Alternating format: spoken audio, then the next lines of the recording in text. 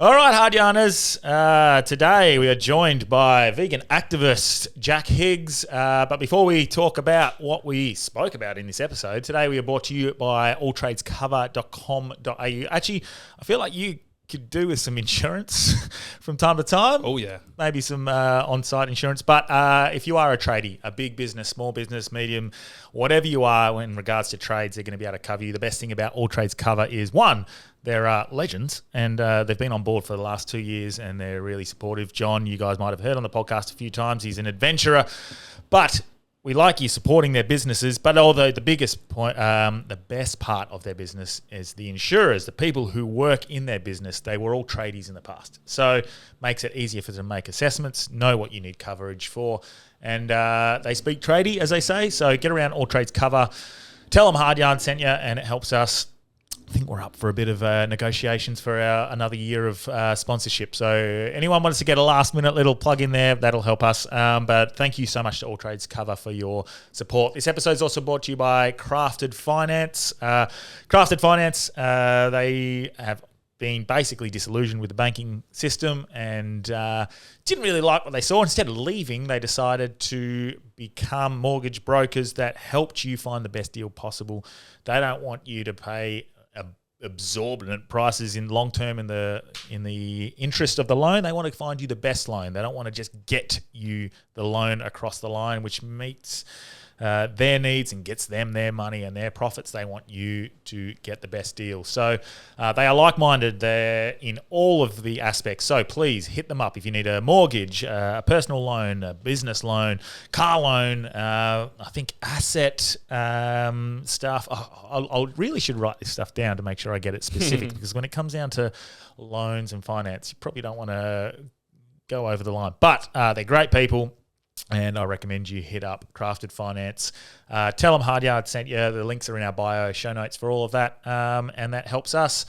And support those who support us, as they say on the Grim Reapers. But we were joined by Jack Higgs today to talk about the vegan activism and what's going on in that. So, Jack, do you know do you remember what we spoke about? Yeah, broadly? we had a great conversation. We went over many things. I was kind of pushing back at you a little bit. We're having a little bit back and forth with the debate there, and I was challenging you, and you were really open, and I was open, and I think we had a really respectful discussion, which often does not happen, which I really enjoyed. Then we got onto a bit of health, and we were kind of just talking about some concerns you had when you were vegan like 8 years ago. And I think we actually learned, well, maybe I helped you a little bit there with understanding maybe what could be changed and what not. But no, I think we actually had a really great discussion. Mate, it's a good conversation. It's something I want to do with the podcast more often, and people know that who listen that I've been trying to host people that don't necessarily agree and we don't align, and we can find a nice happy medium. And I think we did find some definite points that we did agree on, animal welfare, etc. So great conversation, and maybe we can use this to, I guess, start to host other conversations with experts in the field, because I'm an idiot. So, but mate, really good conversation. Really enjoyed it, and thanks for joining us. So, without further ado, let's get hard. Welcome to Hard Yarns Podcast. I am fucking fat. Anything Chris White says, please disregard it. 5D is actually a state of being. It's a unity consciousness. That was Hard Yarns with me, Frankie Rose. So I'm going to throw it over to your co-host, Daniel Delby. And Cameron Branch. I would do this and then I'd gong. Free in attendance for the millions listening at home. Let's get hard. But yeah, fuck yeah. Thanks so much for joining us. Thank you for having me. We've been joined by your partner about 3 or 4 years ago, I think? Probably 4. 4 years? What year was it? Was it 2021 or? I don't know, but It might have been. it was probably, I feel like actually Tash was one of our first big guests. Yeah. Maybe around the same time as we had Dane Swan and we had Trevor Gleeson, and these are sort of sporting stars. But yeah, that was probably where we actually asked before, when did we start to sort of grow? That's probably around there. So yeah. But mate, great to have you on. I guess before we really dive into things, maybe just tell us who you are, what you're here to talk about, and Sure. And then we'll go from there. Yeah, well, likewise to Tash, I'm an animal rights activist. I'm a vegan, and I do a lot of activism alongside Tash. I actually started with filming her protests and her activism. She actually invited me along, and one of the first big ones that we did was a protest that she did at a McDonald's, and I filmed that. Hell nervous, way out of my comfort zone. I've always had a bit of social anxiety. I love being around people, but it's just something that I have to deal with. And I remember back then it was really hard. And so I had like a lump in my throat, hell nervous. But anyway, we had a lot of success with that. I think that video itself got 15 million views. And we're like, oh shit, we're onto something here. Well, hate as well breeds viral stuff. So it's a bit of both. People who are in line with what you're saying, and then the people who are hating what you're saying. 100%. Yeah, controversy was the thing that made the videos go viral for sure, because we're just out there to speak facts. We just wanted to talk about what's actually going on inside all the animal exploitation industries, and naturally it's controversial because, well, we can get into maybe why it's controversial. It was no doubt. A lot of people love it, and this is the thing with Tash and even myself now is, a lot of people love what we do because they're the people on our side and they really believe like it's so important. And then you got the people that do not want to hear it at all. And then you got people in the middle, but you just don't hear from them that often, do you? You hear the extremes. That's with everything. That's with politics. That's with something as sensational as the COVID jab. Absolutely. There are polar examples on both ends, and that's what you hear. You hear the megaphone is with the loudest. Delby says the squeaky wheel gets the grease. So that's who gets the media, that's who gets the coverage. Absolutely. Anyway, so we started with that, and because we had such success, not even if we didn't have success, I would have kept going, no doubt, but it was a real sign that, and I always knew that there was something special about Tash, because I first met her through activism, but we weren't really that close, so we didn't, we just kind of knew each other. We were kind of colleagues in a way. And then I saw her in the newspaper one day when she ran onto the football field, and she was holding the flag, and she was on the front cover. And I was just at a cafe with my mum, and my mum said, "Oh, look, what do you think of Tash?" And I said, "Yeah, she's pretty cool." But I was thinking in my head, I was like, I want to be a part of that. I was like, that's sick. There was something about it that I was just really drawn to. Like, I'm quite intuitive with just a lot of the things I do in life. And when I saw that, I was just really drawn to it. Because there's a fine line, isn't there? And then people will argue, well, you're pushing people away because of the extreme version of it. But then there's also, well, you're getting attention to something that you truly believe is worthy of attention. Oh, absolutely. I mean, that's what it comes down to. We're non-violent activists first and foremost, like we're never out there to actually hurt somebody. Like someone could make an argument as to why, if maybe there is a place for violent activism, not that we are that, but we aren't. And that's most important to us, that we're just trying to get a message out there, and we do it in a way that conveys the severity of the issue. Anyway, that's what Tash was doing then. I wasn't even doing it then. I was taking part in some activism. I was doing outreach, so I was doing like street interviews and stuff like that. And like, we're showing footage. It was called the Anonymous for the Voiceless. It's called the Cube of Truth, and I just joined in on that when my mum actually started doing that. She was the first to start doing activism in the family. So I joined in on that. That's kind of how I met Tash. And then when I saw her in the newspaper, that's when I reached out to her and I said, "Do you want to hang out sometime?" I just wanted to get to know her better. I think I can't remember the specifics, but I just remember being really drawn to her. And this was like 5 years ago, like 2020 or 2019. Actually, I can't recall. Anyway, so we got to know each other. We started hanging out, and she started inviting me to come film her protests. And I'm a very reserved person. Like, I have a bit of social anxiety, especially back then. Far less now, because just with experience and time, you get used to it. But it's always there. Yeah, definitely. And but she invited me, and I said, yeah, why not? I think I was attracted to a bit of that chaos. I just wanted to kind of be, because I'm quite a calm person, so I knew that I would do well even in a very chaotic environment, which it often did get very chaotic, which we can talk about.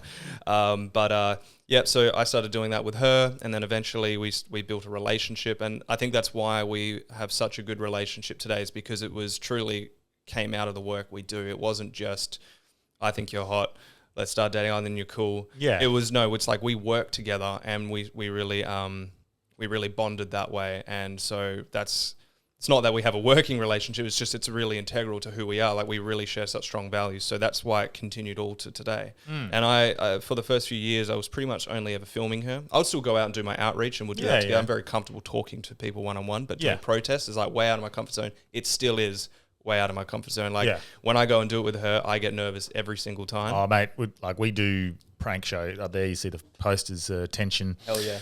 And tension is an old cult fucking prank in person, so it's hard to, I guess, really prepare for something like that. Yes. And most of our show, it's a live show, but then there's pre-recorded videos where we go out and doing pranks in public. Oh, yeah. So those pranks in the public filming, It's like that show Balls of Steel, right? yeah. So I can do anything in public, but Mm. when it comes to like making someone feel anxious or awkward or uneasy, I don't like that. I have that social anxiety, and you just lock up and you're like, nah, the heart palpitations and I feel it in my throat. I remember that first time vividly when I filmed Tash saying McDonald's, and I felt it. Like you just get like, and I can't. It almost feels like you can't even breathe. Yeah. Like that's how it feels. But there was something that I was attracted to about it at the same time. It's a very strange thing. I was like, it's addictive. It's like, addictive. yeah. It's like I don't. It was just a real challenge, and I'm attracted to that. And so there's been many challenges over the years. It's in many ways to a point now. Not calling them the same, but it's the same as doing stand-up comedy when we go up on stage and there's that anxiety of, is this new joke going to pop? You know, putting yourself out of your comfort zone. You hate it. But then when you come off, sometimes it works, and that's addictive. And I guess it's the same with the activism. I have good examples for exactly the same as that. But did you want me to continue just a little bit, finish on? Yeah, of course, mate. Yeah, so just to today, that's pretty much it. Like I do activism with Tash. We've been doing that for 5-6 years now together, and that's really it. But there's been a lot that's happened over the years, and we've had to adapt a lot.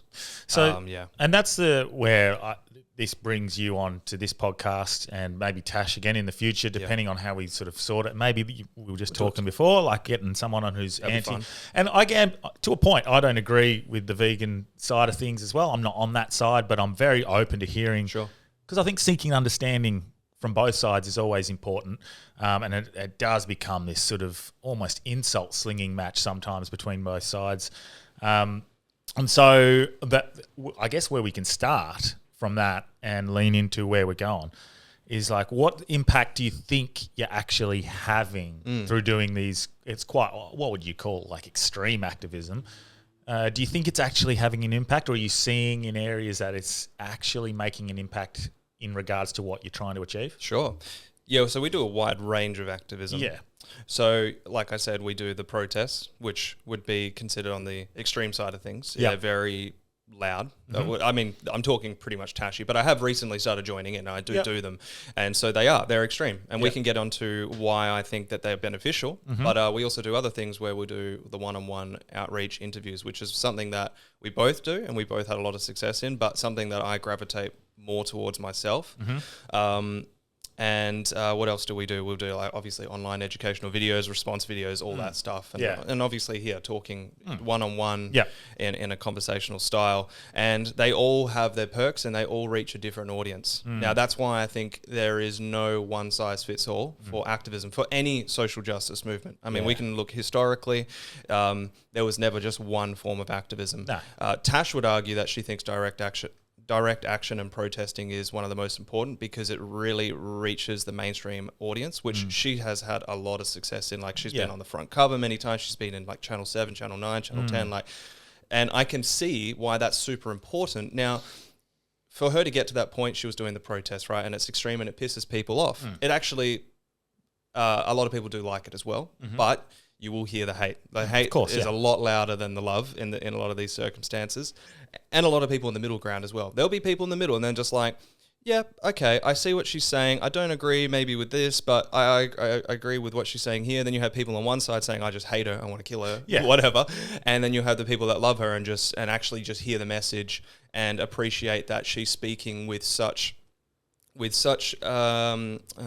so loudly and so powerfully that it conveys the severity of the issue. And now that's where I wanted to get to with the protest, is that the protest is meant to be extreme because what's happening to animals is extreme. Yeah. In the same way, if there were humans enslaved in concentration camps, and there's a lot of bad things happening to humans today, not near on the scale of animals, just in magnitude, but if there was, people would be proud of the person and look up to the person that speaks in the way that Tash does, so loudly and so boldly, because it's such a severe issue. Yeah, I guess there's there is a place for compassion and whatnot for animals and animal welfare, and I think most people aren't immature about the message that you guys are sending.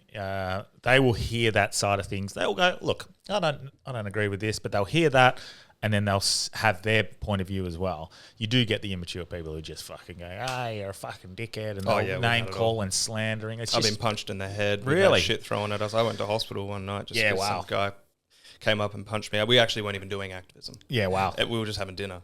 Okay. And some woman came in and threw a beverage over Tash, and then Tash had literally an hour after somebody else threw something over Tash. So then Tash actually ran out, and then that's when I went out to intervene, and some guy, this was in Northbridge. Yeah. And well, that was your problem. That's the problem right there. And then some guy just came and King hit me from behind. Yeah. And, well, they think they're the hero. Yeah, they really do. Thing, But that's I will say that's not because of activism, but it actually was because they knew who we were and they just didn't like it. So going back to what you were just saying, some people can be just outright dickheads, and then there's a middle ground people that will say agree with some things and disagree with other things. But I just want to hammer it home that the whole point of it is she's speaking loudly. She's non-violent, first of all, but she always sticks to facts. Yeah, and sometimes facts hurt. Now, if you disagree with a truth that makes you uncomfortable, people are going to react in such a way, and that's to be expected, and that is actually the point. Yeah. Now, we don't. That's not, like I said, that's not the only activism we do. Yeah. But that is a very important one because we're reaching such a large audience with such a really, really important message. Now, are you conscious of where you protest and who you protest? Because obviously you've had is it the defamation or... Yeah. That's been obviously pretty big. Yeah, we're bankrupt now because of it. Bankrupt, passports taken off, did I see? Yep. So that's obviously a big thing. So like the line I would probably draw from my point of view is obviously big business, monopolies, corporations. They're the ones I think, do it. Like inconveniencing people when they're out for dinner, I couldn't give a fuck about that. I think that's pathetic when people go, how dare they that sort of things. Who cares? And I guess Sorry, let me clarify. You're saying you... just clarify. So you're saying the people at dinner you don't care about, or you do care about? No, I don't care. Like if they're just at dinner and their peace is disrupted, fuck. If anything, I'd be like, good, bit of entertainment, like right. Something to tell the friends about. Like it's that's a pathetic argument when they say it. What I would say is probably drawing a line if it's a family-run business or it's a small business.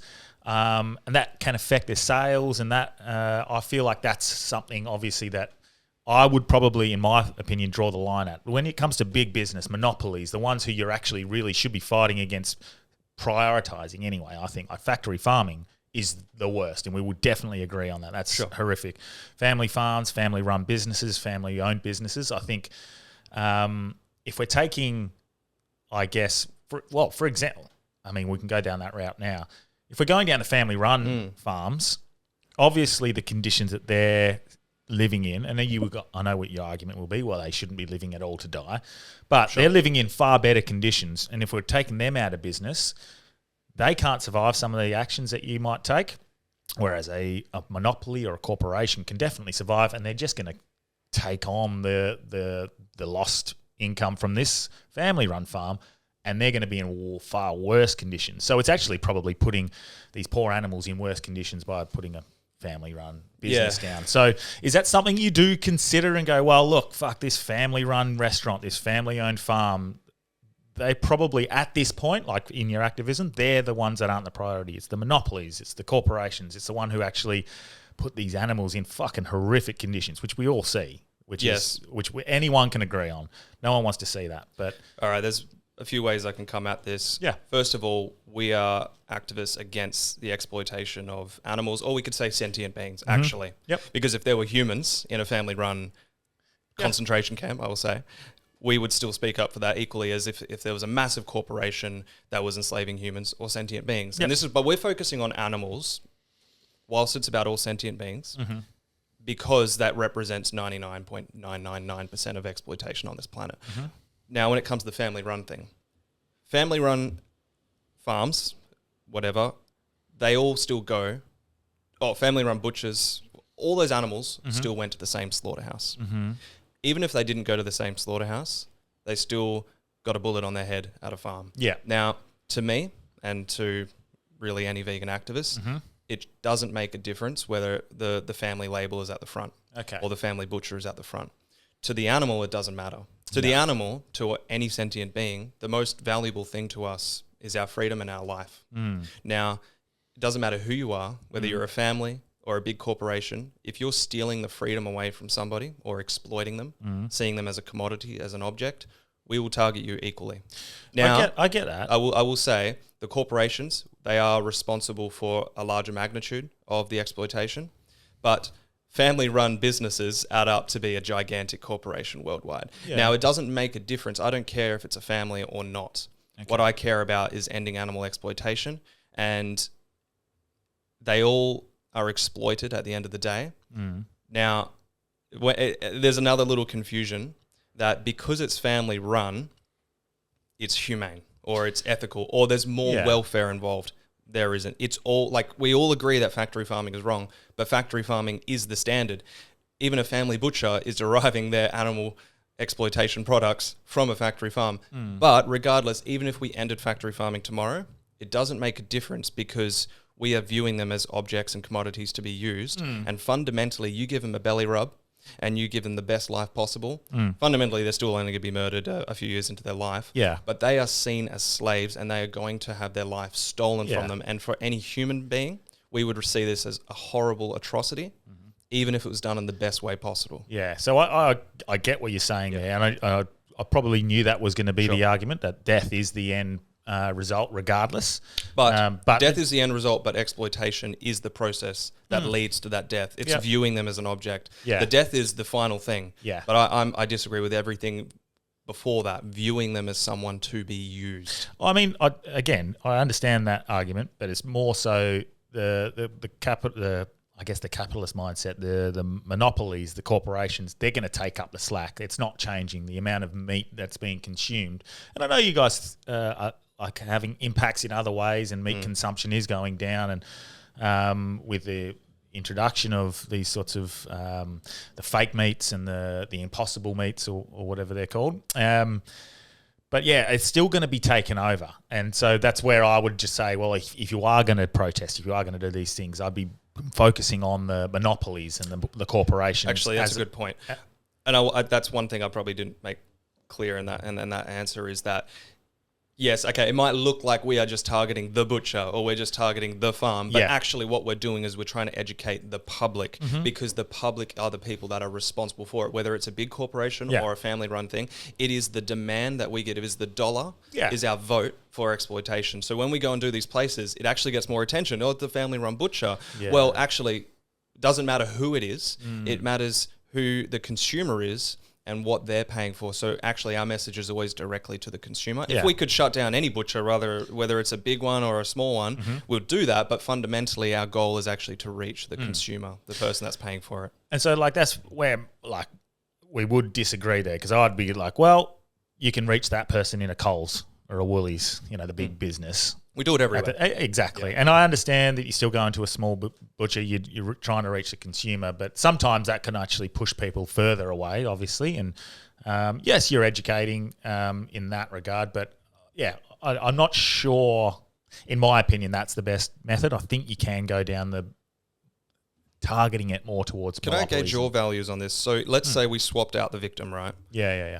Let's put, I could say a dog, but I'm not even going to do that. I'm just going to say put yourself. No, it was that's what I had that mindset. So I went vegetarian for 6 years for the reason for health. And when I say health, is I had a health gut issue, and it wasn't because I thought it was going to be a healthier lifestyle. I just thought I did a process of elimination. I couldn't eat meat because my gut couldn't break it down through a stupid thing I did by having too many anti-inflammatories playing football, and it fucked my gut lining, and the meat was too hard to process and gave me night sweats, and it was terrible. But I reckon about 2 or 3 years in, my gut had healed and I was able to eat meat, but I had started to like this idea of not contributing to animal deaths and the welfare of animals. And I kind of liked that. And then I would often, when I was talking to mates, use that analogy of what if it's your dog? Would you do the same thing, as a cow? And I understand the analogy. But there's also a part of me that I've become a little bit my mindset has changed over the years, and I'm not sure you'll empathise with this, but some of the people that listen would. When it comes to spiritually, and that we're all one and we're all part of the same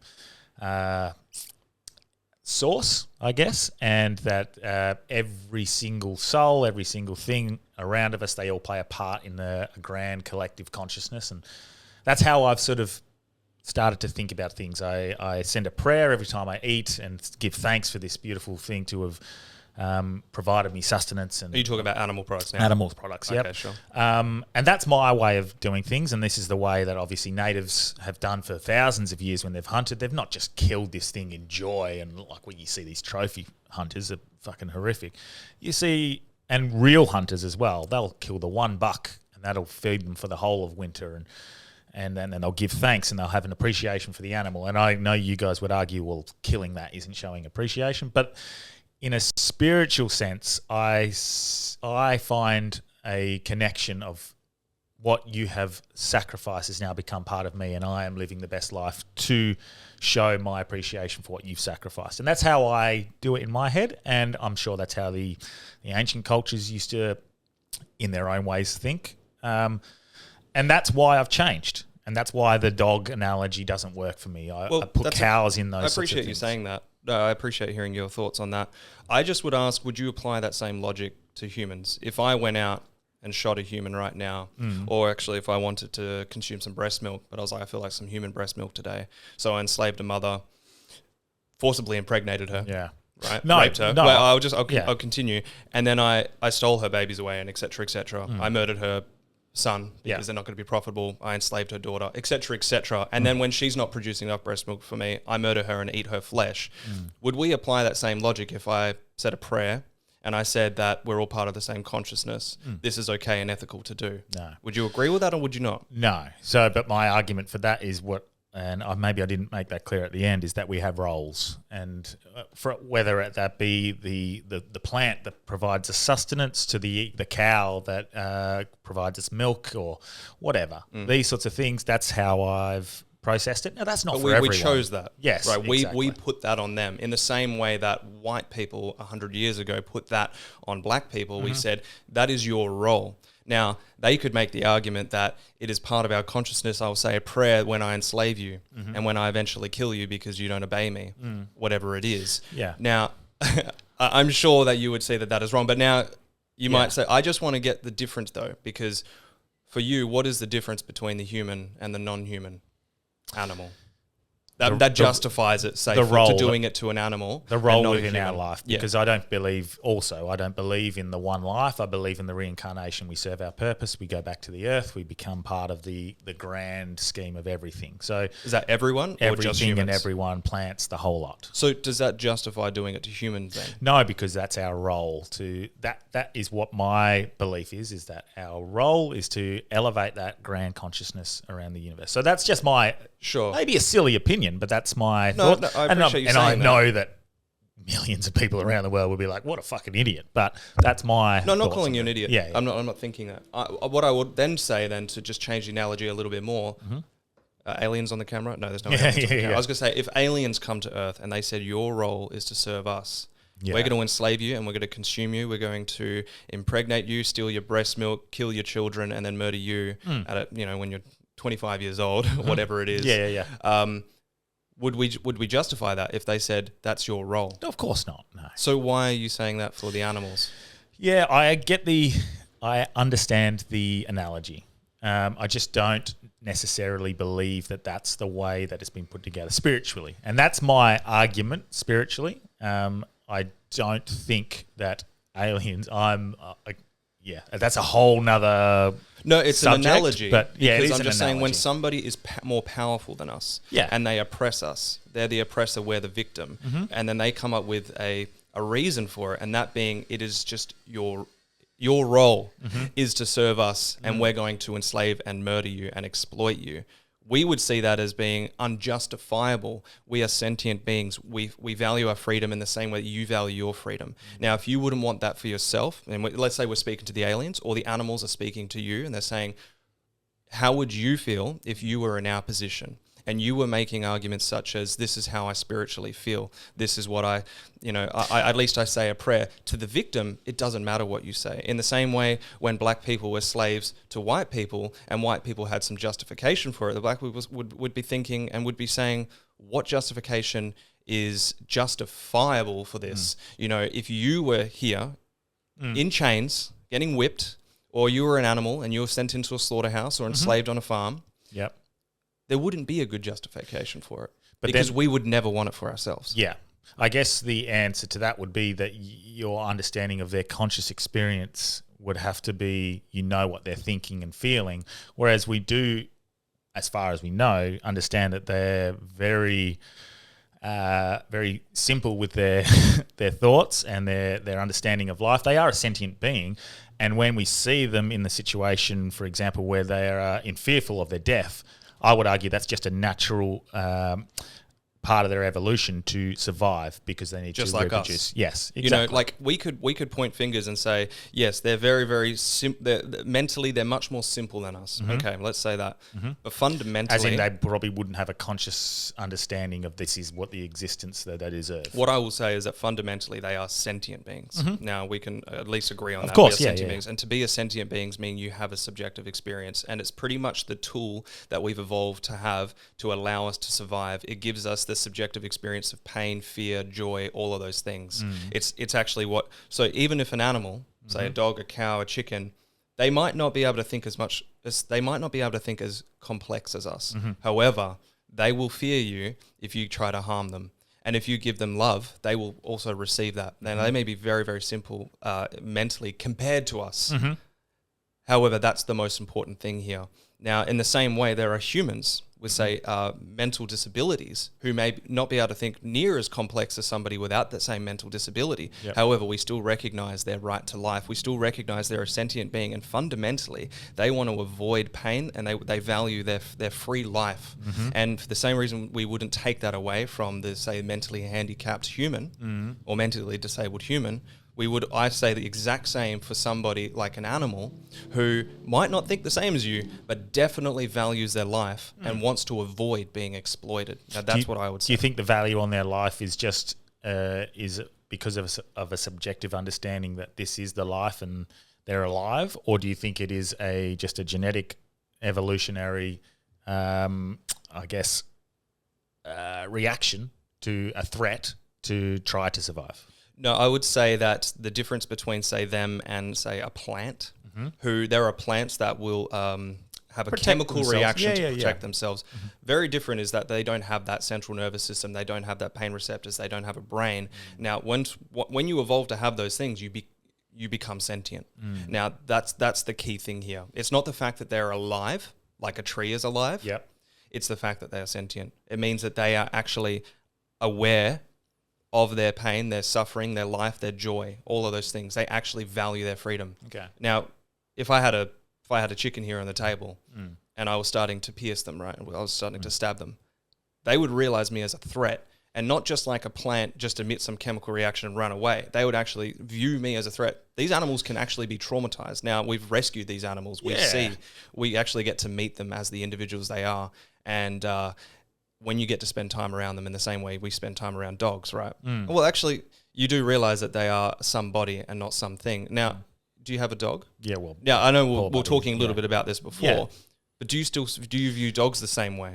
If someone came and sliced your dog's throat and said a prayer after and said that this is just this is just part of the natural way. This is how we've always done it. Would you say that's okay? And no, and that's always the argument that does sort of trigger a response in people, and I can understand that because we have this attachment to dogs. But I mean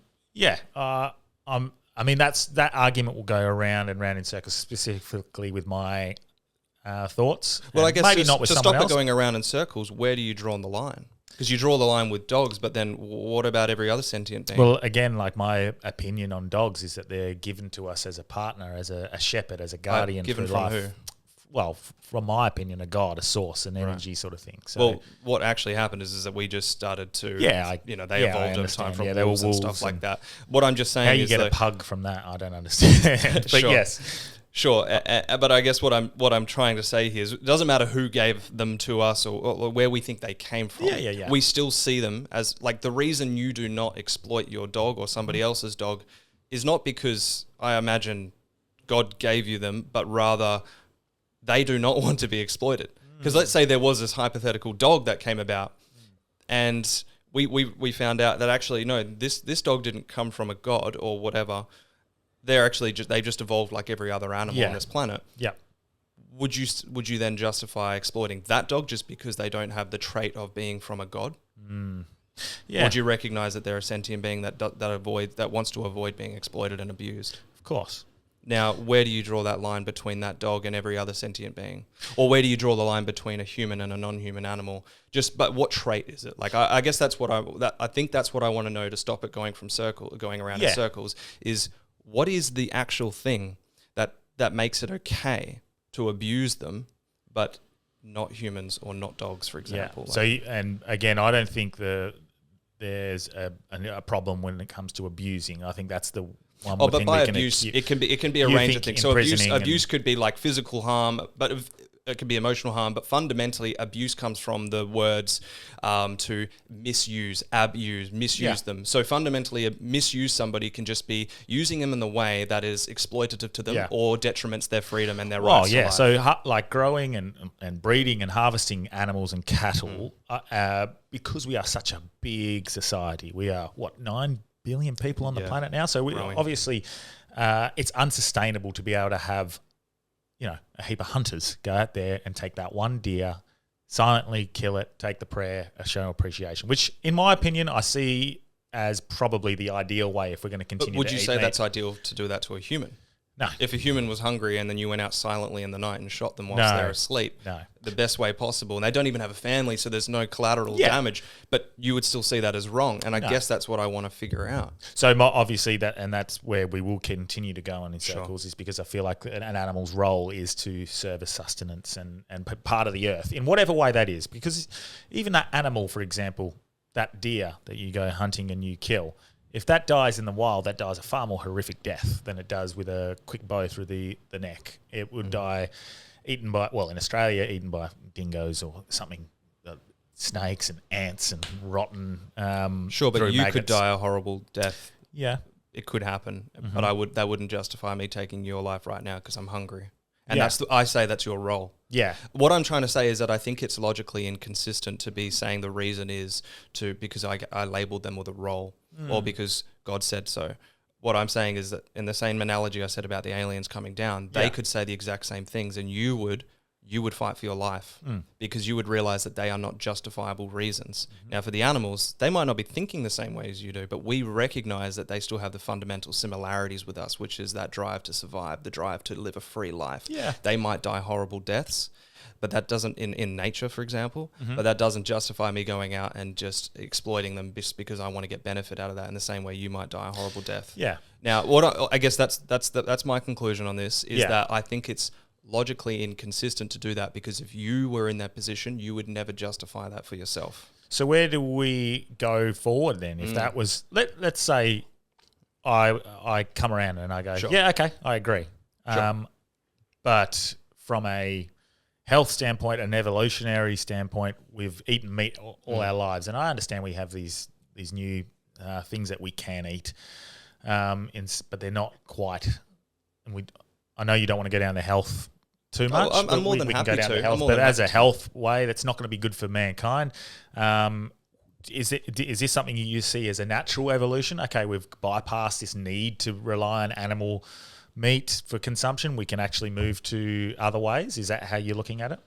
For me, I'm not worried about what's natural, what isn't, what's the natural evolution, because nature to me is separate from ethics. What happens in nature has no bounds on what decisions we should make that are ethical.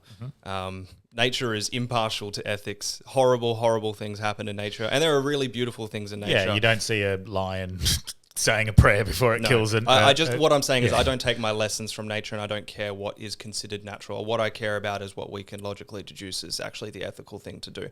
Fundamentally to me, and this is where I see we going, I hope humankind going forward, is that I like to gauge my decisions always on like a very, very, very simple framework. And that is what you're doing to somebody else, any sentient being, a human, non-human, alien, whoever, is it, first of all, consensual? You know, like if I'm going to use you for something, right? If I'm going to take advantage of you, now that could be for work, right? It could be in a relationship. It could be for sex. But fundamentally, is it consensual? Sure. I mean, we agree with this on all things. I can't just use you for as an employee if you don't consent to it. That's slavery, right? I can't eat your body if you don't consent to it because that's murder. Now, there's the laws around that, and even if you did consent to it, it'd still be murder. But let's say hypothetically, understand the concept. The second part I would always say is what I'm doing to somebody else harmful? But the most important thing is consensual, because you could consent to me slapping your face right now. I'm harming you. I'm abusing you in some way. Yeah. But the thing is, you consented to it. So fundamentally, this is kind of like where I gauge most of my decisions. From there, though, then we can talk about should something be a part of society? Should something not? You know, like pornography. First of all, it's consensual. That's the most important thing. But should we discuss, not today, but like this, like as an example, whether it should be a part of society or not? Now, that's the second part of the question. But if someone's going to say it's immoral or unethical, well, I would say, first of all, did someone consent to it? Is somebody being harmed and abused or exploited? If so, 100%. That's wrong. That's a form of slavery, exploitation. Get rid of it, whether it's to animals or humans. Yeah. That's the most important part. From there, we can discuss it. Now, when it comes to veganism and animal rights, fundamentally, I see it as unethical because we are exploiting somebody. Now, we can give the reasons that you gave, and I would say I don't believe that to be true, because if you're in the victim's position, you wouldn't justify it, because fundamentally what I'm saying is that these animals do not consent. They actually cannot consent anyway. They can't fathom it and what you're actually doing to them. But what matters most is that you are exploiting them without consent. You are abusing them without consent. Going forward, I mean, to me, it needs to be abolished. So in the same way human slavery was abolished. So what I always like to ask somebody to maybe move this conversation forward is, what would be the thing, knowing that, stopping you from actually going vegan? Like, what is whether or not you go vegan after this conversation? Yeah. Obviously. Yeah. It's your choice. And that's why I always say to people, no one can tell you what to do. People like to say vegans force things down people's throat. I can't change anyone, and vegans recognize that. If I could, I would, because I want to save the victims, but I can't. Yeah. It's your choice. What would be the thing hypothetically actually stopping you from going vegan? Health. Okay. So anything else? Just lay it out on the table. Health is the one off the top of my head. There might be others, but health. So what you're saying is, if that was clarified for you, you didn't have concerns with it, that wouldn't be an obstacle for you anymore. No, and really, then it's just a matter of choice. Yeah, because I've tried I did 6 months of vegan. I did, I think, like 5.5 years of vegetarian. Sure. Yep. I've done a couple of months of carnivore, yep. Ketogenic. I do them all. I've tried them all, and I guess we're all biodiverse, so everyone has different reactions to different things. Initially, I had a great reaction to going vegan and vegetarian. Great reaction, but that was probably partly due, and similar to the carnivore, I would expect. Similarly, is because of the removing of all the initially, especially early on, I was trying to be like, raw. Trying to be really clean, trying to be doing it right, not just fall into the trap of going and getting the Impossible Burger and all the ready-made meals that are this is vegetarian or this is vegan. Like, that's when you start to fall in the trap of absolutely you're being it goes worse. For any diet, doesn't it? If you're relying on conveniences and stuff like that, which I do, exactly. It's just that I've got to a point where I know where I can fall back on. Yeah, but yeah, I know what you're saying. So initially, my response was incredible.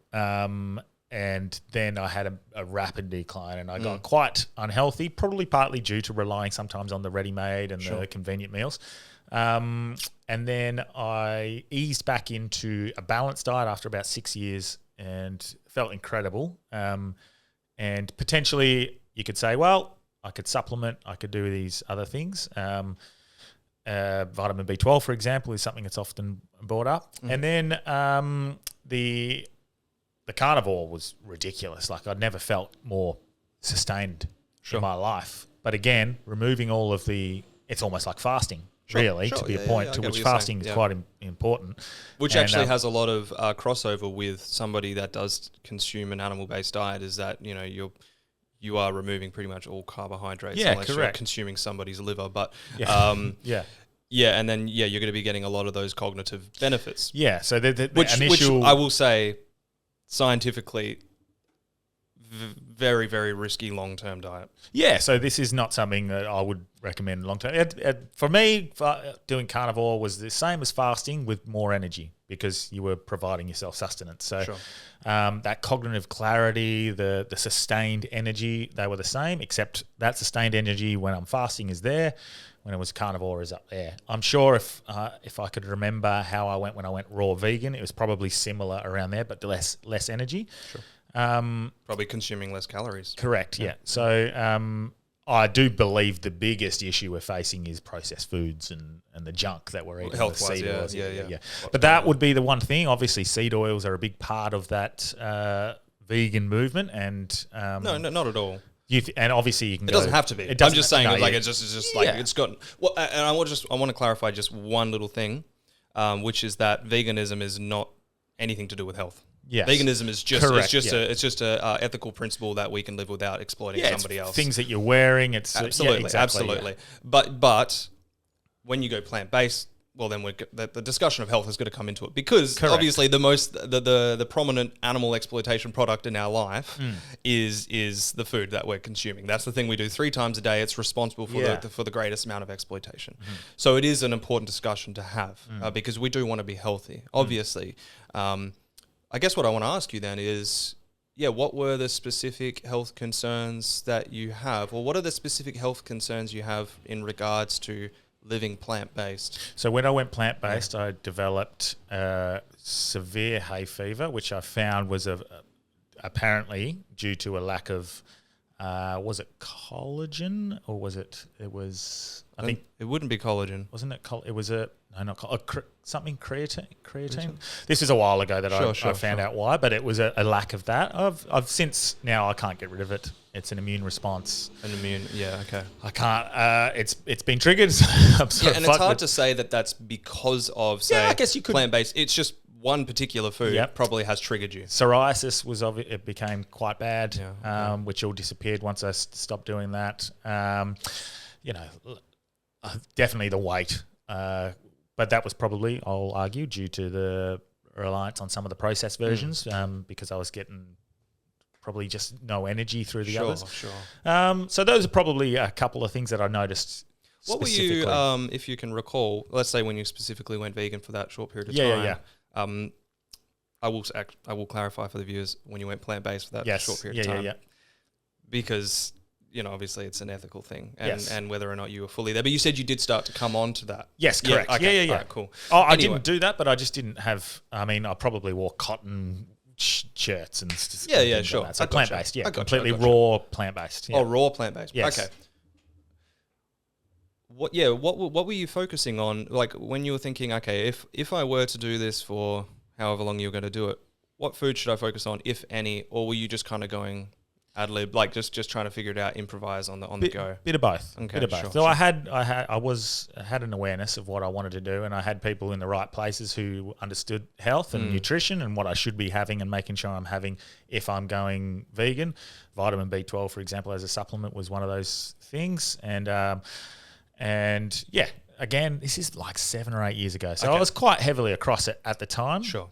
Actually, it's probably even longer now. It's probably 8 or 9 years ago. So this was before vegetarianism. This was around about definitely. So veganism was the first one, and then you went to vegetarianism. I added in a bit of protein, like cheeses and eggs, and that certainly helped. Actually, maybe just draw the picture from your best of your memory of what that kind of daily diet look like as a vegan. Like, what were you kind of consuming? Because it varies so much, right? Yeah, definitely. It was a lot of salads. I was, for example, I'd still have a pasta, like a mushroom pasta, but instead of having pasta, because I felt like the carbs and stuff were going to be, I'd spiralize zucchini and carrot and stuff. And I'm sure you've done similar. It's because having too much pasta after a while is gets a little bit there. But things like that. I'd have wraps. I can't even remember now. Okay. But I remember But I you were was really very, focusing on raw. I was very focused and I was very rigid. Eventually, once I led into vegetarian, actually towards the end of vegan, the energy level started really zapping. So I started to add in protein through the vegetarian, which helped initially, and then again sort of bled into just probably as I was playing football as well, so I really noticed the difference in energy levels in football. That was my biggest thing. Now that you've drawn the picture for me, it's really clear to me. I'm a nutritionist. I don't practice nutrition. Yeah. But it's something that, as an activist, I need to know about.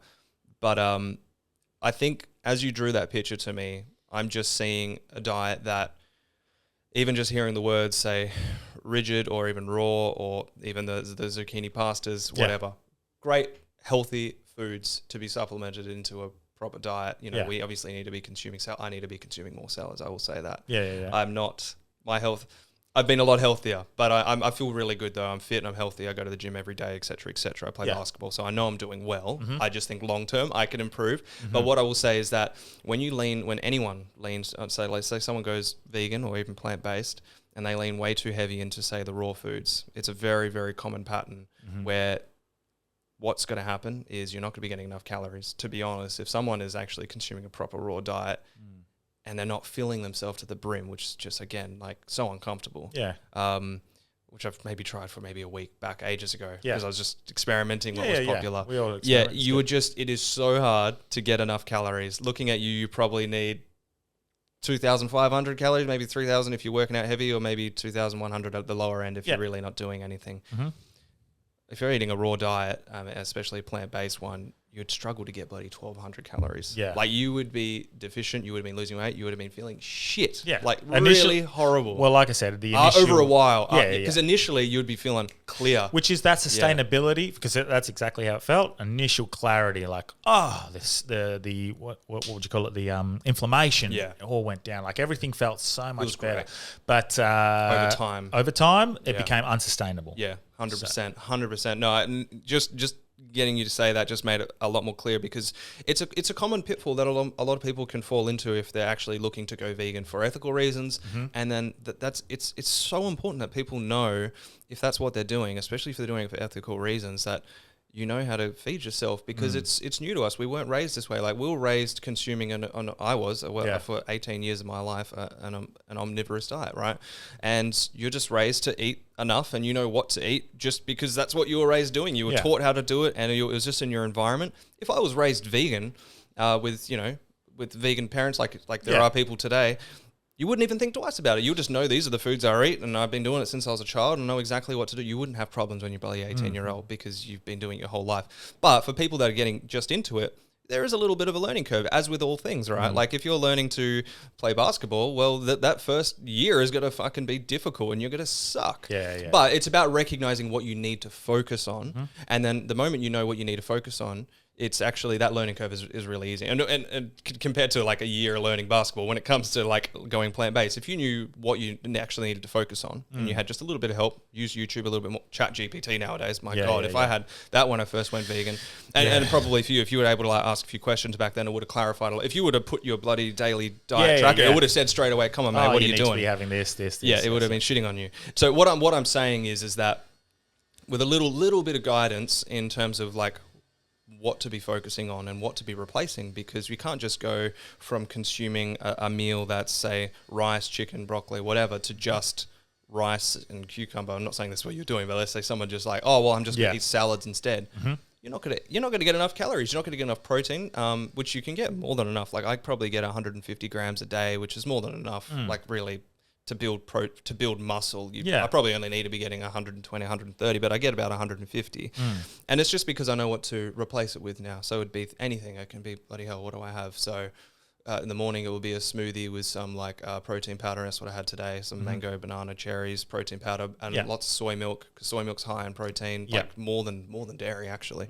And then that will be that. But if someone doesn't like that, swap it for anything else. There's so many options now. Lunch might be bloody rice, I could have vegan chicken. Yeah. Or I could have tofu. I could have tempeh. I could have some. Tempeh was my go-to. Tempeh, you like tempeh? Yeah. I haven't had that in a long time. I just like tofu because it's like very bland. You can flavor it really good. Like really, you can flavor it bloody a million ways if you wanted to. Yeah. So that's one thing I'll do, high protein. And make sure I'm getting enough calories. And I'll be snacking throughout the day as well. I have like a banana. I might have a protein bar if I'm feeling like it. Because I go, not that these are unnecessary, but this is just what I do. And dinner would be something like lunch, but different. I might make a curry. Might make a lentil curry. I might make. I might actually do a burger. I've been doing Impossible Meat burgers. Not that that's a healthy thing. No. I'm just saying, like if I feel like that, that's what I'll have. I don't hold back. Well, it's just like me. Like I eat a very well balanced, largely clean diet, but it doesn't mean I won't have a burger or a beer. And now that you say that, really, what it comes down to is just I probably eat a diet that looks almost very, very similar to yours. It's just that instead of the animal products, I'm replacing with something else. Instead of, say, dairy, I'm replacing it with soy milk, or it could be almond milk. I just drink soy milk because it's healthy. It's just, you get more protein, whatever, more nutrients. Instead of chicken, vegan chicken, or tofu, or lentils, or chickpeas, or seitan, which is actually a really good one. It's just, not that it's for everybody because it's a gluten-based one, but you can get alternatives to that. There are so many options. And I mentioned ChatGPT before is because it is like the best thing. I could just put into it, because I suck at planning my meals. I hate it. It's the last thing I think of, and I'm like standing there at lunch, what the fuck do I want? And then I'll just... Whoop. That's the thing, I think. I think there's a way to be healthy in every single diet. Whether it's vegan, you could supplement what you're lacking or what you need, or you can add proteins and whatever to your diet. Whether it's carnivore, whether it's omnivorous. Either way, ketogenic, whatever, you can live healthy, but it takes to a degree, obviously. Like there are certain diets that are too restricted. There's an overly restricted plant-based diet that is not good for you. There's an overly restricted meat-based diet, which is just strict carnivore, which is long-term not good for you. No matter what someone says, it just isn't. You're going to be lacking certain things. Any dietitian, vegan or not, will agree with that. Well, certainly with the meats that we're consuming, like if you're going to Coles and Woolworths and they're not grass-fed and but what I'm saying is, regardless of that, I mean, there are restrictive diets in either direction, right? Yes. And that are never going to be long term. Yeah. And there's always a middle ground. And I'm saying the middle ground is actually a lot of overlap. So between the plant, like I was saying, you're probably in a more balanced state right now. Yeah. Although you're consuming animal products. Yeah. What I'm saying is our diet probably looks very, very similar from the outside. Like if someone took a photo, the thing that would be different is just one part of it. And all I'm doing is just swapping for something else now because I don't want to be responsible for that. You know, someone that is a cannibal with a balanced cannibal diet could have a meal that looks exactly like ours, but there's humans in it, right? Or in another country, there could be dogs in it, right? And it's just about replacing it. And this is why it fundamentally comes back to that framework that I said is like, for me, it's not about being extreme in any ways like this, which I'm glad to hear that you're not in an extreme direction now. If anything, I think if you were to go vegan, I'm not saying you are, but obviously I'd love that. Yeah. But if you did, you're actually in a better position than you probably have been, because now it's just about continuing that balanced way of seeing your lifestyle and just getting rid of the exploitation and replacing it with something else. It's the important thing, replacing it. Many people don't replace. No. You know, they just like get rid of it, and and then they're just not consuming enough enough calories. calories. Most people, enough broadly nutrients. speaking, are just not going to put the effort into doing it correctly. And you got to. I mean, initially anyway. Well, that's with any diet. Like, Yeah, just going to absolutely. the shops and fucking grabbing some. Yeah. These McCain meals, for example, like All right. low fat. They're gonna, well, why are you 48 kilos overweight? Yeah. It's because there's 48 fucking other People just don't think, right? products and ingredients that are in there that are causing you a lot more damage than the fat content that you have. So, Exactly. And now whether you're choosing to be healthy or you're choosing to be vegan, yes, there's the initial part where you have to think about what you're doing. But very quickly, you'll go into autopilot. I'm in autopilot. I do not even think about what I'm consuming, really. I do. But it's just like normal. It's like, okay, to walk across the road, I have to use my legs, blah, blah, blah. Yes, you can think about it. But I'm just saying, when I go to make a meal every day, I'm not thinking about it other than, what do I feel like today? But I'm not thinking, I feel like animal products, but now I've got to replace it with this. It's like, no, I don't even think about it anymore. It's just... I think people can overthink these things. Like, I could never go vegan, right? It's too difficult. Yeah. I wouldn't know what to get. But it's like, it's easy to say that from the outside, but from somebody that's been in it for 8 years, Yeah. it only probably took me 2 weeks to just adapt, right? Okay, and let's be realistic. A month before, I'm not even thinking about it anymore. Yeah. But really, and that's with all habits, to be honest. I've started meditating. I've been doing it every single day. It gets to a point where it's like brushing your teeth. It's incredible, isn't it? Yeah, it makes I've such lost a it big for the difference. last because I've been traveling through Europe. But I skipped last night. Yeah. For the long time. Fuck, After you a long noticed time. the difference, hey? I don't notice it right now because I think there is a momentum. Yeah. There's like an inertia of it, but it was because I knew I needed to get to sleep, and I was like, What I find if you miss meditation is because it's a grounding, it's a centering. I guess for me, it like calms my nervous system. Or it's massive. I often describe it as I go into a meditation generally feeling fuzzy and buzzy. Yep. And then I finish feeling silky and smooth. And, Spot on. I come out smiling. Like I'll do it before going to bed. Yeah. And then like I know now, and like one of the biggest benefits for me is like it's like, to be honest, the brushing the teeth example is a good one because it's like you can miss it and you feel gross. Like you just feel your teeth feel fuzzy. Yeah. You come out, they feel silky and smooth, and it's the exact same with meditation. I'll be before going to bed. Yeah. I'll feel it, but then once I'm done, it's like. Oh, and I just can like fall to sleep. I feel happier. I feel more playful, and whatever it is. Well, I guess it'd be similar with the teeth. You can miss one night, and probably go, oh, it's a bit. Which rough. I've done because I'm if you so miss tired. 2 or I'm 3 or 4, you like your partner go, fuck, mate, go brush your teeth. Meditation is that too. Exactly. Meditation is so, that. But yeah, I think the only reason I was saying that is because you go onto autopilot and it becomes your new normal. A habit, I couldn't even. I just couldn't imagine a life where I'm not vegan. But for ethical reasons, like I'll say I'll never go back. But even just practically, I just couldn't imagine because it's just a new normal. Whether you're choosing to be a healthier person, give it a month, and if you're doing it right, you're not restricting yourself. You're just being more balanced about it. You will become your new normal. And the same goes for, say, veganism. It's just like, I'll say plant-based, but because veganism is really an on and off switch. Like you're either against it or you're not. But when it comes to, say, choosing to be plant-based, if you do it from a balanced perspective, you're not being too rigid, you're not being too restrictive, give yourself a month and it will just become your new normal. And it's like you do not even think about it because it's so similar to the omnivorous diet. It's not even different. People think, oh, you lose so much. If anything, you actually gain so much because instead of having like maybe 4 protein sources, right, like for lunch, I can choose from maybe, I don't know how many. There's so many because it's like every bean, every alternative there is, and there are healthy ones, there are unhealthy ones. Like, well, not that I think actually the science would show that even say something like impossible meat compared to actual red meat that's maybe higher in saturated fat, etc. In long term, actually could be more beneficial. The impossible meat.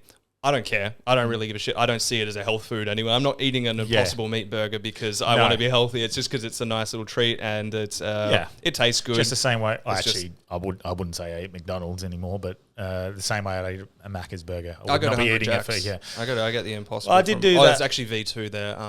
I do it occasionally. Just if there's been a night I'm drinking. I feel like that, or there's just a day where it's just practical, or I'm traveling. Like there's been times where we're over in Brisbane and we arrive late at night. The only thing open is Hungry Jack's. I'm like, fuck yeah, I'll get a double stack V2 burger or whatever.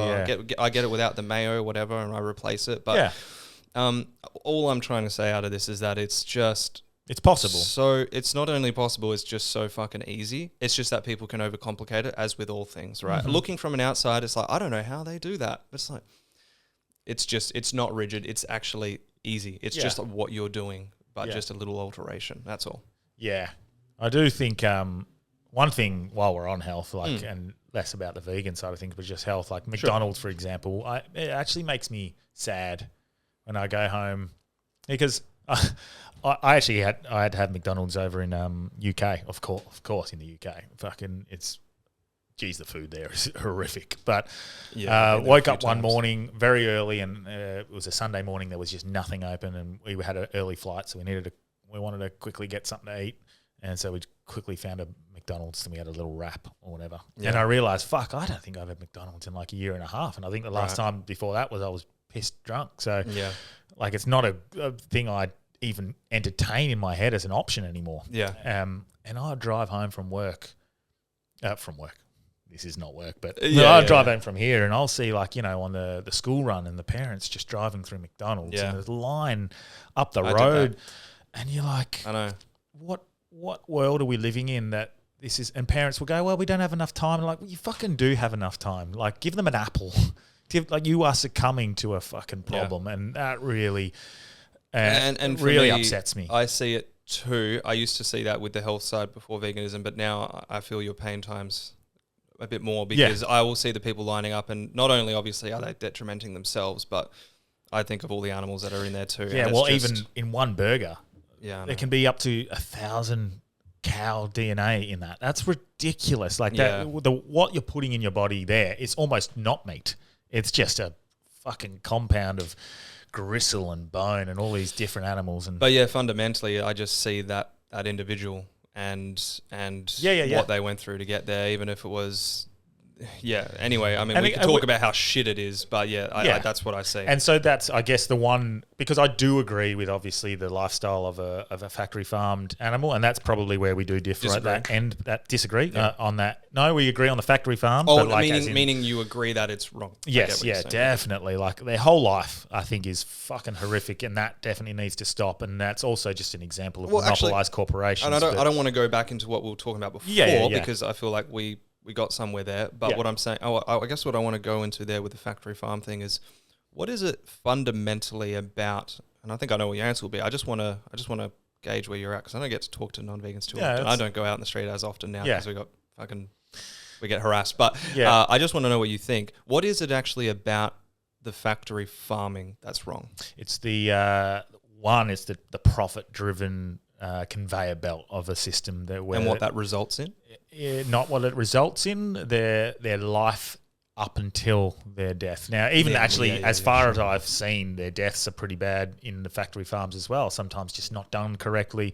Whereas my friends, I've got lots of friends who are family sheep and wheat farms, and I've seen the process in which their sheep, for example, like you could argue the mulesing part where they cut the tail off is a barbaric thing, but obviously what's far worse is seeing a fly-blown sheep in the middle of the desert. You guys would argue that they shouldn't even be there in the first place, but but I would argue they care about their product. They care about their animals. They want the best possible product because they can't compete otherwise. And by product, what do you mean, sorry? The animals, obviously. Oh, right. I get what you're saying. And the way, obviously, it all results in the death of the animal. And that's where we're going to disagree. But with the factory farming thing, I just wanted to get, so what kind of like welfare things do you have issues with regarding the factory farming as opposed to the conditions in which they live? Right. The some of the ways they do kill their animals are just barbaric. The chucking the little chicks into like a fucking grinder if they're male. That's just the standard. Is really exactly. Yeah. These sorts even on a family run thing, by the way. Yeah. And I want to ask you, even with the people that you know that have say the sheep and whatnot. Yeah. Where do you think that they send them? They do theirs themselves. Okay, these are my right. I'm aware that there's others that do mass production that will just ship them off to do the same, and I'm sure that they have at times shipped theirs off as well. But it is the process of them living and the lifestyle they have. Watching them live in those, they're confined into these small little spaces up against each other, diseased, and some of the like a dying pig on the floor whilst they're just sitting there in their own filth. Like no one wants that. Anyone, doesn't matter if they're vegan or not, wants to see anything like that. That's fucking disgusting and disgraceful. Yeah. And we will find common ground there where I feel like those sorts of conditions and those sorts of situations need to be shut down and ended. And this is why someone like a Bill Gates investing in all this farmland to create what I feel like this is a situation he's created, and now he's trying to invest in this Impossible Burger and plant-based options. He's just profiteering, and this is what we're seeing. We're seeing profiteering by corporations and monopolies, and they don't care about the animal welfare. They're just trying to make money, and they're going to do the same thing. And obviously, we know there's numbers and figures in regarding harvesting of vegetables and the amount of vermin and whatnot that are killed in that process as well. So at the end of the day, we can go numbers and figures when it comes to that side of things. Sure. And that's going to be another argument. Someone will just say, wow, how many animals are killed in the harvesting of the vegetables that you're eating? And that is an argument as well. What I guess I was getting at with the factory farm thing is I want to know, why do you care about the welfare of animals? Yeah. Well, it's the same thing. I just want them to live in the best conditions possible. Right. And what would you consider is the best condition for that animal? For my opinion, Like thinking from the animal's perspective. Wild, roaming free, living as they please. But that's obviously, they're bred into existence. The stupid argument that people say, because there's arguments against vegan and there's arguments for vegan. And then the stupid argument against vegans is like, well, if we stop killing the cows, where are they all going to go? Like, well, you're breeding them. Yeah, exactly. So that's a fucking moot point. That's a stupid fucking argument. But that is the one that. So there are arguments against vegan stuff, and there are in both directions. But there are stupid arguments. But what you just said there is that fundamentally you care about the welfare of animals because you would prefer to see them living the best life that they possibly can. Correct. And that's where we agree, right? Mm-hmm. But the difference is, and as you already know, and we don't have to go over it again, but the difference is that for me, seeing their best life is actually a life where they actually have the freedom. Mm-hmm. First of all, not bred into existence, but even if they are already existing now, to not even steal their freedom, even if it's at the very end, even if in the case of these hypotheticals, which only represent a very small minority of farming cases where they actually had a very literal, quite free life and they were protected on a piece of land, whatever. And then even then, somebody, without them even knowing, comes up behind and puts a gun to the back of their head. Now, I will say that obviously, first of all, I disagree with that. I think that is stealing the freedom. The thing that we agree with is just that I'm saying that just do not even put the gun to the back of their head. Yeah. But to some degree, not even just to some degree, I actually find it's like it's on a scale of welfareism far better than the pigs getting forced into gas chambers, than chicks getting ground up alive. But even if it was done in the backyard, there's something I find, and I've actually debated farmers that do this, and he prides himself in shooting the cow. The thing is, he fucking enjoys it. Now, yeah, that's to me. There shouldn't be any joy in that. But to me, the cow doesn't care whether you enjoy it or not. Yes. There's something so disturbing about this animal that you actually have made a priority to care about their welfare, and then you go up to them one day, and you just put a bullet in their head, and it's like. Okay, so now it just, to me, this is like, okay, sure, on a welfare scale, it is significantly better than the torturous life, but it's something that this really encapsulates the way we view animals, is that we've done everything we can to give them a good life, and even knowing we have another option is to not enslave and murder them, we still put a gun to their head, an innocent little baby, actually. They're all babies because you don't let them grow old. Yep.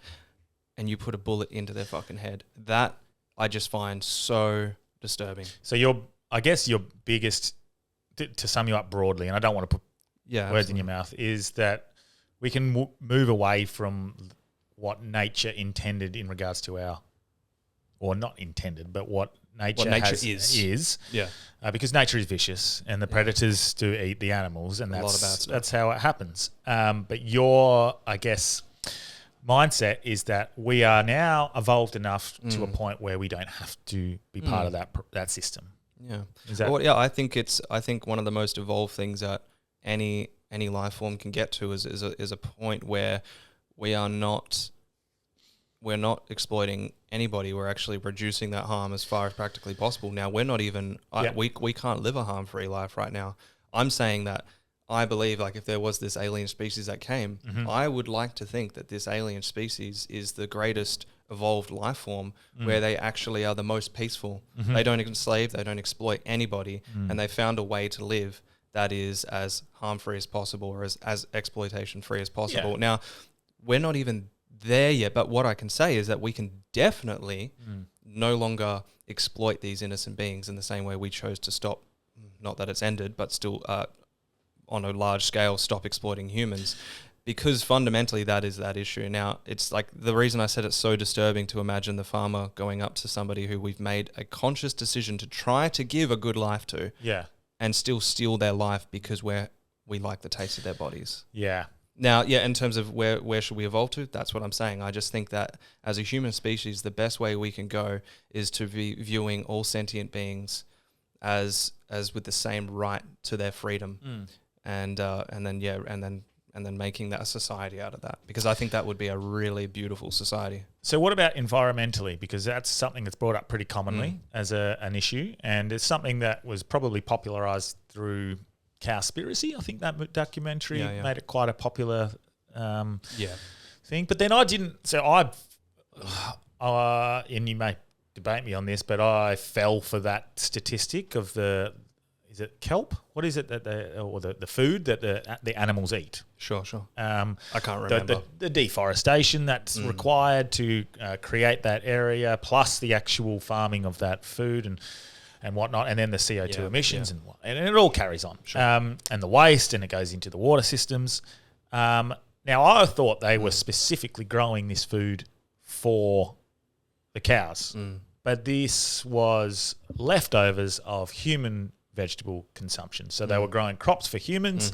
Again, deforestation. It's not great, but that's what it is. It's vegetables and vegetation being grown for human consumption, and the leftover was being used to provide the food for cows. Now, this was painted without saying it was a leftover. He painted as this was grown specifically to feed the cows. So that was something that I fell for. I think, and I'm not sure that's. I'm sorry, I can't go back into the facts of that. No, it's all good. But all I can say is that environmentally speaking, animals require a shit ton more land than what humans do. I mean, if we stopped animal agriculture tomorrow, just based on the amount of land that they do require to exist, I mean, how many? There's like close to 80 billion land animals murdered every year. So that just gives you an idea about how many are existing right now relative to humans, possibly 10 times more.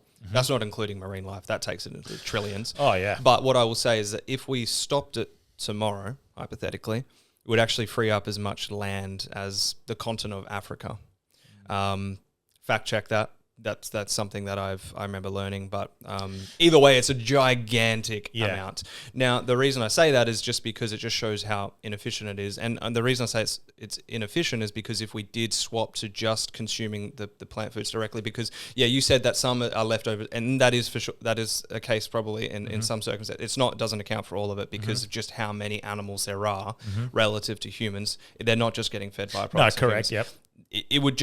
It would literally be more efficient to just cut out the middleman, so to speak, and just consume the plants directly.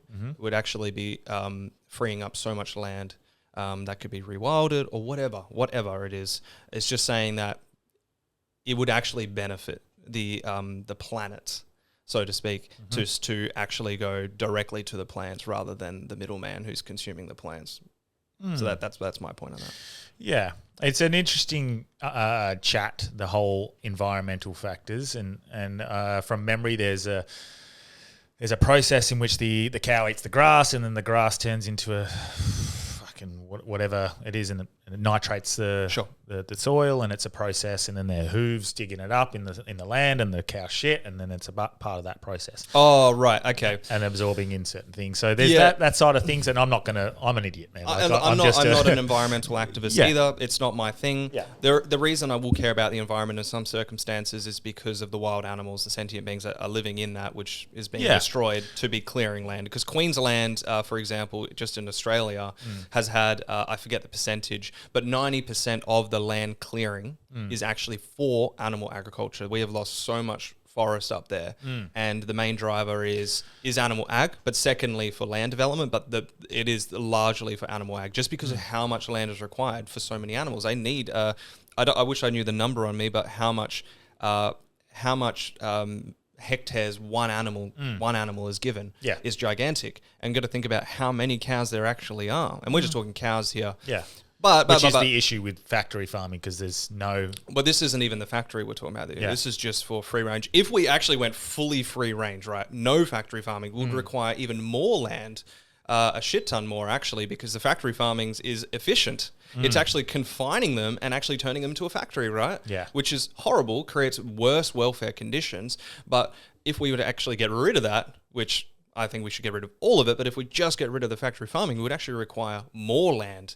And if everybody was just, like, I know some people talk about just the carnivore diet. If everyone went carnivore, oh my God, you can only imagine how many animal products would actually be required. Then we would need multiple planets just for that to exist. Not that I care about that. And fundamentally, what I will get back to is that I'm not, other than the impacts it's going to have on sentient beings, like destroying the environment, that's not what I fundamentally care about, because it could be a really environmentally friendly practice to enslave animals and exploit them and kill them. Okay, let's say it was, hypothetically. It isn't, but let's say it was.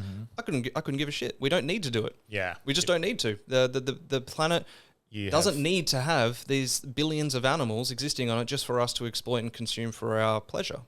Or if someone believes their nutrition, which is you can replace otherwise. Yeah. It is quite difficult to find a conversation that doesn't go around in circles, because people come at it from their own point of views and their own subjective beliefs.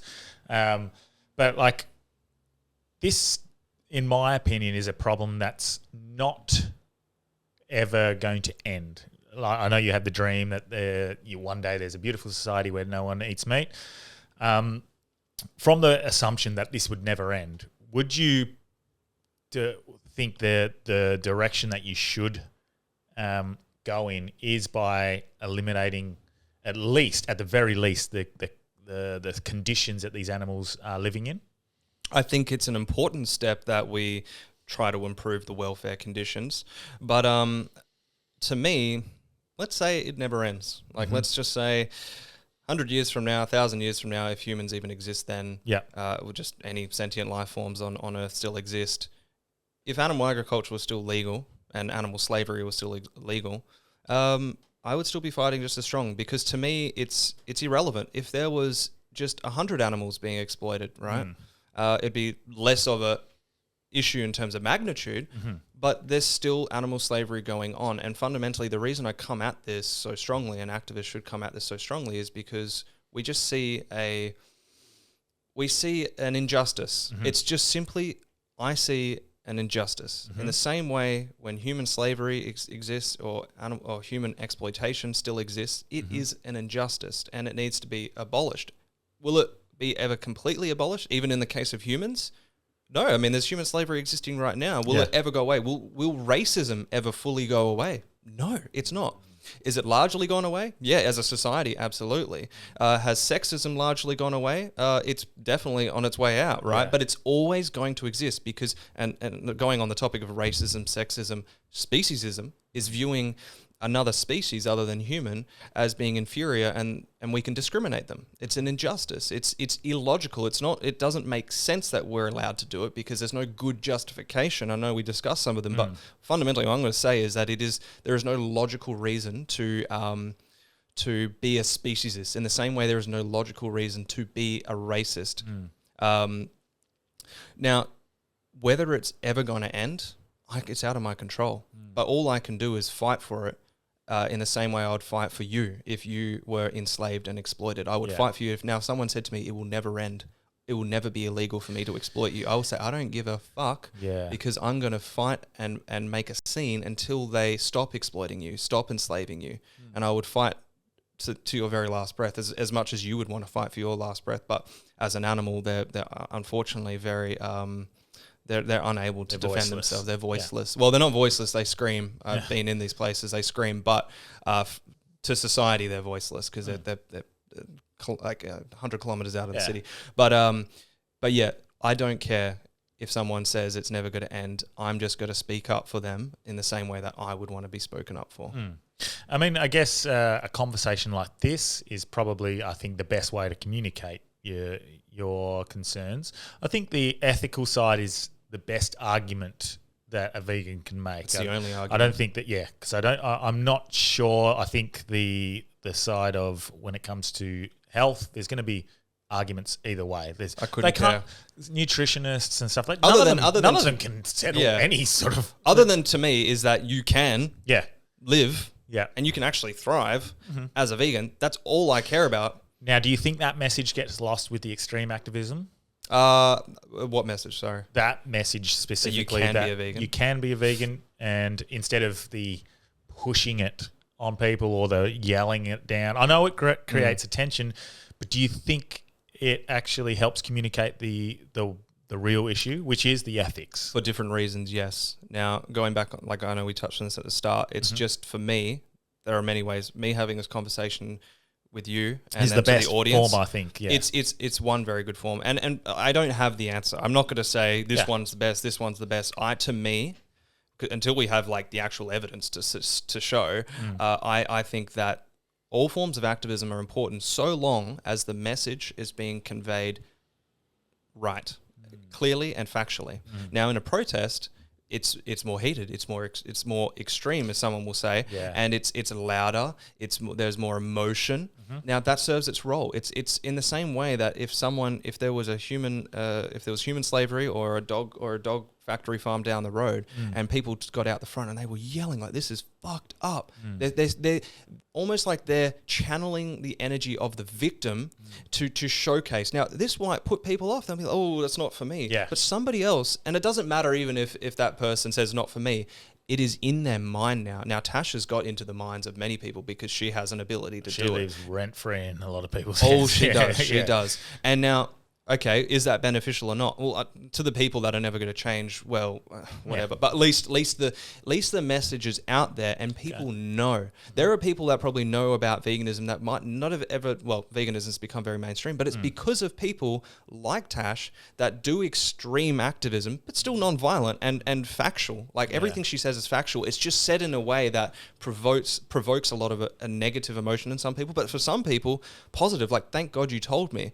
I was the same. If I went to a shop right now, let's do a little hypothetical. If I went to a shop right now and I was about to buy a product, and someone says, humans were murdered for this, humans were exploited for this, I wouldn't go, well, I'm going to buy it now. I could be that guy because I would feel guilty. I'd feel shame. I say, I'm going to make my stance and I'm going to make it clear that I don't give a fuck about what you say. Yeah. Right now, especially with the experience I have, just the point of my life, and I actually still think even before I was vegan, I would listen to that person and be like, fuck, I didn't know that. Yeah. I didn't know humans were being exploited for this product and were being murdered for this product. Yeah. I'd be like, okay, I might feel a bit uncomfortable because I like whatever loud people make me feel uncomfortable or they make me feel shame. But the truth of the matter is that it is shameful if someone was telling me that what I'm buying right now is funding exploitation and abuse of humans. I'd be like, well, fuck, all right, okay. Maybe I might not say anything or maybe I might cower away. But next time I come in, I would hope that I would be the right person, the moral person to be like, well, I'm going to choose the product that doesn't have that. I'm just going to go from here to here and I'm going to choose that one because that person made me feel, well, told me a truth and I actually feel really uncomfortable about it. So that's fundamentally what I would say. Now, not everybody's going to react like that. No. But if it was a hidden truth, a hidden fact of life that it's, like in the case of animal agriculture and the slaughterhouses, they are hidden away from society. They don't want footage of that. There's a reason there's not CCTV footage correct. inside of farms and slaughterhouses. But the reason that Tash does what she does and activists like her and myself is to get that into the public knowledge, get it into the consciousness of society so that it is a dialogue to be had. That is fundamentally the point of that. And it's not the only form of activism, but it's very important.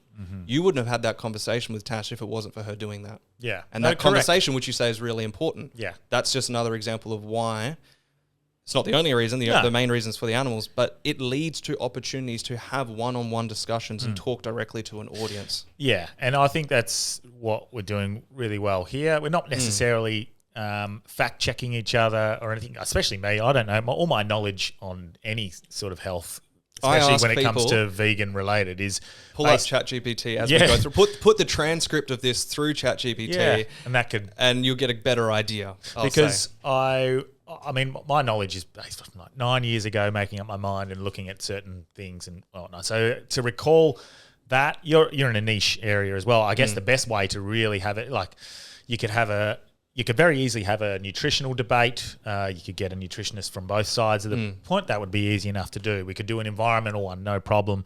Ethically, I don't know who I would seek out to debate like a vegan in that way. Maybe a philosopher or a theologian, like agricultural scientist potentially. I would probably say that. Like that's why I think farmers are really good in that circumstance. Not because they're super knowledgeable in ethics, but because they do what they do and they will justify what they do. And I think it makes for an interesting discussion. I can't think of an actual like like a professor that's going to be arguing in favor of the ethics of animal ag. Maybe you could find somebody like that, but I don't think it's as important as it doesn't really matter in any aspect, whether it's vegan or not. It doesn't matter. It could just be whether or not ketogenic is healthy, or whether you should cut out fruits or certain whatever process. Like there's debates on seed oils, whether they're healthy or not. Like these are questions that are being they make for interesting discussions. Yeah, and for me, in my head, I'm like, how can someone argue that seed oils are healthy? But there are people who believe that as well, or don't believe that they're healthy, but they're not healthy. And which is me. Yeah, but I'm not going into it because I don't give a fuck about it. Correct. So, I don't give a shit. But those sorts of arguments are still up for debate. So that's why it doesn't matter whether it's vegan or not. There's going to be two sides of the argument. And you can have two experts in that field. I'm neither an expert in any field. Sure. I just host the conversation, which is good. And I have a general knowledge, but I have a general knowledge in everything, which means everything's a little bit. So it's really good that you acknowledge that in the same way I would acknowledge that. Like, I'm still learning. I'm still learning. Fact check me. I want to be fact checked. I want to grow and get better. I always critique myself. That's how we get better. But it's also acknowledging that we don't know everything. And that's why I cannot stand when I'm talking to somebody that actually acts like they know everything. And that's frustrating. And anyone looking at that can be really frustrated. How can this guy actually think he knows everything? Yeah. Like, acknowledge the fact that you might be wrong. And that's why I ask people to fact check me as I speak. I try to speak as factually as possible because I take that really seriously. Well, this is why shutting down conversation in any field and shutting down any argument doesn't make for human development. Look at and I'm not sure where you sit on the COVID vaccination stuff, but we were very staunch against it, and freedom of choice and making our own decisions. And same. I didn't. But to be honest, even to today, it's very fucking confusing. Like to me, it's very. But someone might be saying like, no, it's not confusing at all.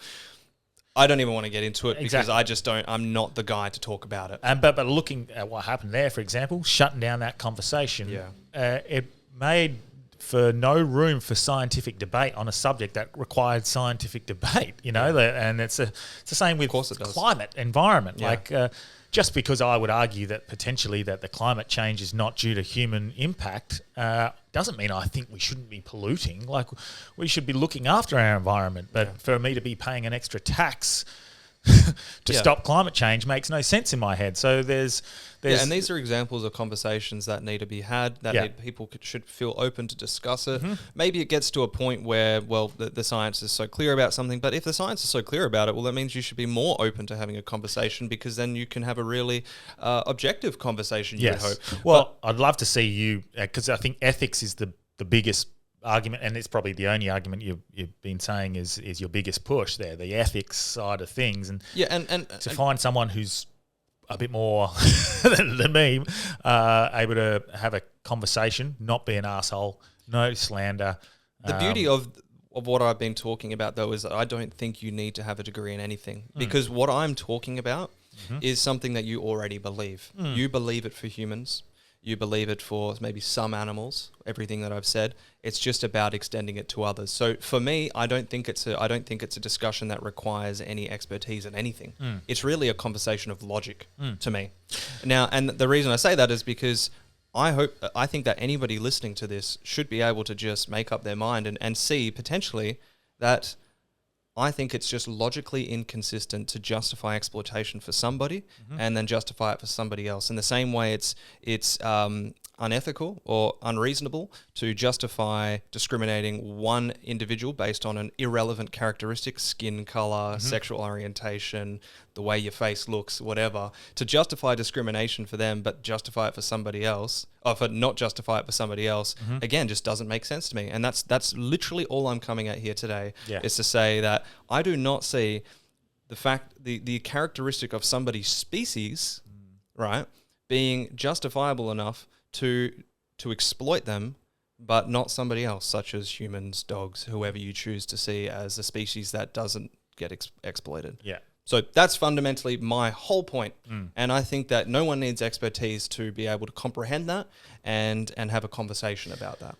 We'll finish up because we've been going for a bit, but and I do appreciate your time, mate. Absolutely. It's been a good chat. I guess the one thing that sort of just popped into my head this morning is I generally don't research it. I just go in and have a chat and hence why I didn't have any numbers to pull out off the top of my head. But one thing I thought of was like, okay, we live in a very lucky country. Australia is a very, very lucky country, and specifically from being able to do what you're doing.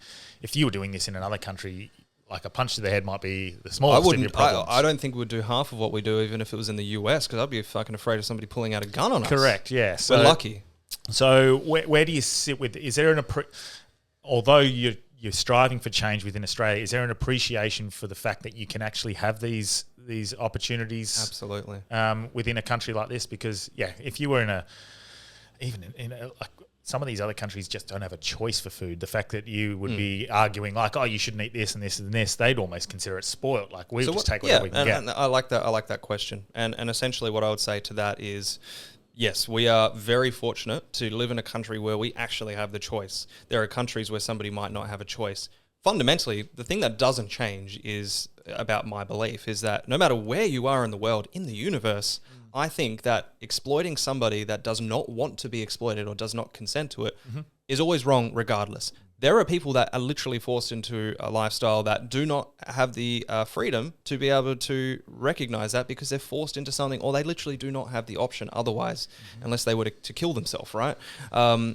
However, that stays true, my fundamental belief. But I also recognize that people are in a position where they can't make that decision. But I reckon the vast majority of humans actually can, because it's really not that difficult. But I do understand what you're saying, and that's why I'm here speaking to you. That's why we speak to people that actually have that choice. I'm not going out into some remote tribe that has no idea, that has access to nothing. I still fundamentally see it as wrong to exploit somebody that doesn't want to be exploited. But is my likelihood of changing them high? Well, probably not. I'm not going to waste my time. That's why I speak to you. That's why I speak to people in the street, because everybody on the street, unless they really can't, literally has that option. So that's what I'll say to that. Mate, thank you so much for your time. It's been a good chat. I really appreciate it. I don't think it went around in circles too much. There is a little bit of like... I've had so much worse. Oh, this wasn't bad. This was good. Well, and I think maybe we can use this as a platform to potentially we can get some people on who are more educated in both areas. Sure. And I won't blindside you. I can say, right, we're talking ethics. Yes. We're talking nutrition. That'll be good. We're talking environment. There's plenty of conversations to have about this. But, mate, anything you want to plug before we finish up? You can find my social media at Jack Higgs 269. I'm on all of them. I post infrequently now, but I still have a lot of stuff coming up. So awesome, mate. Appreciate the conversation, and we'll have you back at some point. Thank you. Cheers.